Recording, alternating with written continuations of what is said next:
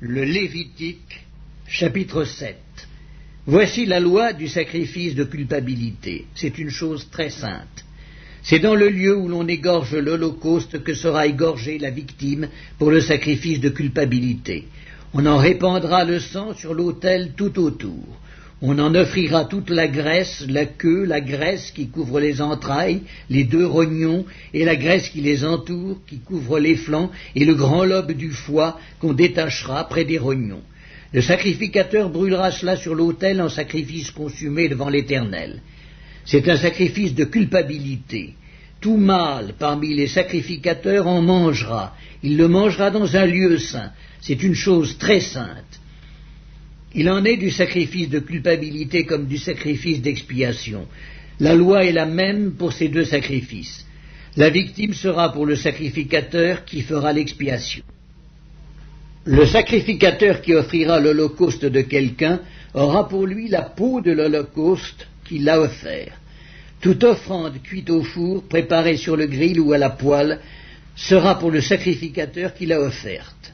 Toute offrande pétrie à l'huile et sèche sera pour tous les fils d'Aaron, pour l'un comme pour l'autre.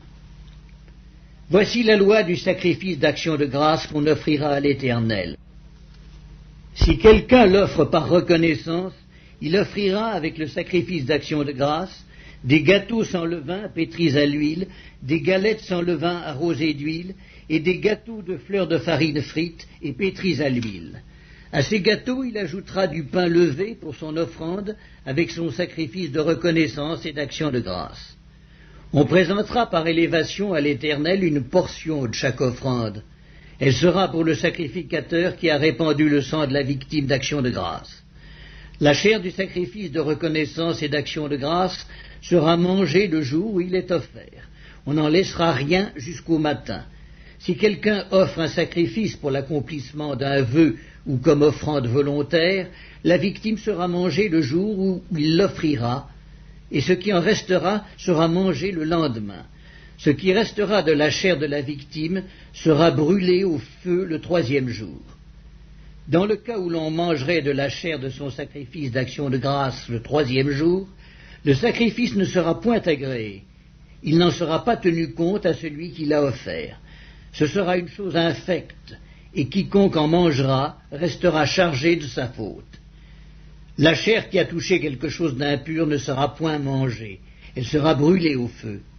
Tout homme pur peut manger de la chair, mais celui qui, se trouvant en état d'impureté, mangera de la chair du sacrifice d'action de grâce, qui appartient à l'Éternel, celui-là sera retranché de son peuple. Et celui qui touchera quelque chose d'impur, une souillure humaine, un animal impur, ou quoi que ce soit d'impur, et qui mangera de la chair du sacrifice d'action de grâce qui appartient à l'Éternel, celui-là sera retranché de son peuple. L'Éternel parla à Moïse et dit, « Parle aux enfants d'Israël et dis, vous ne mangerez point de graisse de bœuf, d'agneau, ni de chèvre. La graisse d'une bête morte ou déchirée pourra servir à un usage quelconque, mais vous ne la mangerez point, car celui qui mangera de la graisse des animaux dont on offre à l'Éternel des sacrifices consumés par le feu, celui-là sera retranché de son peuple. Vous ne mangerez point de sang, ni d'oiseaux, ni de bétail, dans tous les lieux où vous habiterez. Celui qui mangera du sang d'une espèce quelconque, celui-là sera retranché de son peuple. » L'Éternel parla à Moïse et dit, « Parle aux enfants d'Israël et dis, celui qui offrira à l'Éternel son sacrifice d'action de grâce apportera son offrande à l'Éternel, prise sur son sacrifice d'action de grâce. Il apportera de ses propres mains ce qui doit être consumé par le feu devant l'Éternel. Il apportera la graisse avec la poitrine pour l'agiter de côté et d'autre devant l'Éternel. Le sacrificateur brûlera la graisse sur l'autel, et la poitrine sera pour Aaron et pour ses fils. Dans vos sacrifices d'action de grâce, vous donnerez au sacrificateur l'épaule droite en la présentant par élévation. Celui des fils d'Aaron qui offrira le sang et la graisse du sacrifice d'action de grâce aura l'épaule droite pour sa part, car je prends sur les sacrifices d'action de grâce offerts par les enfants d'Israël la poitrine qu'on agitera de côté et d'autre, et l'épaule qu'on présentera par élévation, et je les donne au sacrificateur, à Aaron et à ses fils, par une loi perpétuelle qu'observeront les enfants d'Israël. C'est là le droit que l'onction d'Aaron et de ses fils leur donnera sur les sacrifices consumés par le feu devant l'Éternel, depuis le jour où ils seront présentés pour être à mon service dans le sacerdoce. C'est ce que l'Éternel ordonne aux enfants d'Israël de leur donner depuis le jour de leur onction. Ce sera une loi perpétuelle parmi leurs descendants. Telle est la loi de l'holocauste, de l'offrande, du sacrifice d'expiation, du sacrifice de culpabilité, de la consécration et du sacrifice d'action de grâce.